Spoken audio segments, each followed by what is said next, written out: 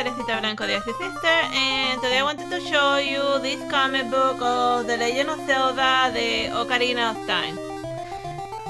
Like, I think that Ocarina of Time was like one of the first 3D Zeldas, and it follows the plot of the game more or less at a one-to-one ratio for the most part, but it also expands on certain things that were not explained in the game. So like Link was dropped in like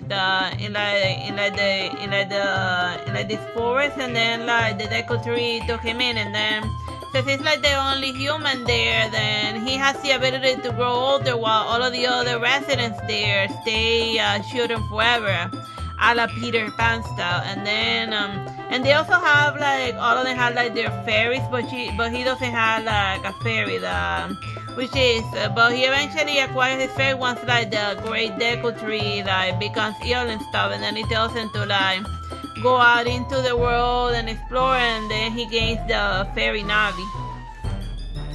So then he's giving his sword and his shield, and then over here is like the first boss battle, which is like this weird eye looking stuff. And then he gets like the seed, so then he gets like the seed, and then they tell him to like go out in the journey, and then he tells him about that he tells him that this little spider thing have been cursed, and then that there's somebody out there who wants to rule the world and wants to find the Triforce in order to gain the ability to like shape the world in his image. So if a good person gets the Triforce, the world becomes peaceful and prosperous. But if a bad person gets it, or in this case Gandu, I don't even know how to pronounce that guy's name. Then the world becomes like evil and dark and stuff. So yeah. He goes out into town, and then he runs into Zelda, but we don't know who Zelda is. But it's the Legend of Zelda, of course it has to be Zelda. And then she gets in like, and then she asks him to like go fool around with her, because since she's a princess, she doesn't like get much freedom as far as like her actions are concerned.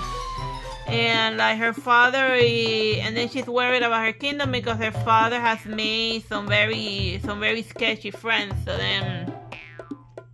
So then she also sends Link on a journey. So it's just basically it. Just Link being sent to deal with like various problems here and there.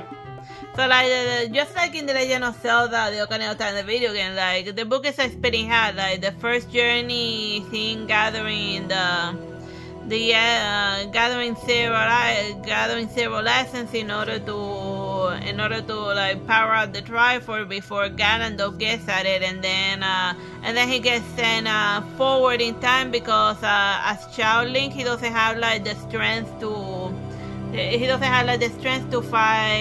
fight Gandalf. He needs to like grow up and stuff, and then go deal with that problem. So then the Ocarina of Time sends him to like the future and stuff, and then it also ages him out while keeping him safe. But then again, I guess this will be spoiler if you're not familiar with like The Legend of Zelda. So then cause I'm not gonna spoil too much like the boss battle that led him to it. So the whole book is like split in half. One half is the Xiao Link going about his adventure, and the other half is adult Link dealing with like all of the changes that happen under Gandalf's like rule. So like in a lot, since the Legend of Zelda 2, The Adventures of Link, Shadow Link has become like a reoccurring boss villain, and then just like in the other games, here he is making his appearance in. Like he even has like a Dark Horse version of Link's horse in order to do battle. So that's a very amusing, nicely choreographed fight. Cause that's like the main highlight of this Legend of Zelda comics, the battles. They're very nicely drawn. Oh, and also somewhere in the middle they also introduce Skull Kid, who, and the reason why he's important is because because the Legend of Zelda Ocarina of Time, like the sequel of it is the Majora's Mask. So then in this one, they develop the weird the frenemy relationship that Skull Kid has with Link. Because Skull Kid is being controlled and he was sent out on a quest by an unhappy tree, while Link was sent on his own quest by a happy tree. So then, yeah, here's the evil tree telling them that's why you have to obey. That's why you have to obey. Go commit murder for me. And then that's how Skull Kid gets into a stupid fight with Link, even though he doesn't have like the intention of like fighting him and stuff. Just explains his overdeveloped his character motivation. So if you're wondering what the hell is Skull Kid's problem, this little chapter in the middle explains it rather well. So.